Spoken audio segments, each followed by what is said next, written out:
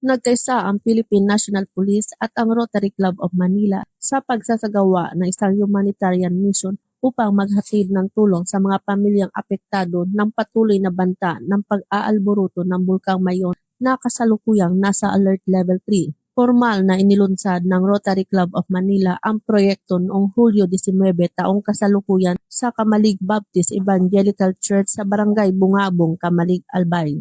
Sa nasabing aktibidad, nabigyan ng mga pangunahing pangangailangan ang 76 na pamilyang lumikas mula sa Barangay Tirangay na binubuo ng kabuuang 249 na individual. Nagbigay naman ng seguridad at suporta ang mga tauhan ng Kamalig Municipal Police Station, 2nd Provincial Mobile Force Company at Albay Police Provincial Office upang matiyak ang maayos, ligtas at mapayapang pagsasagawa ng programa.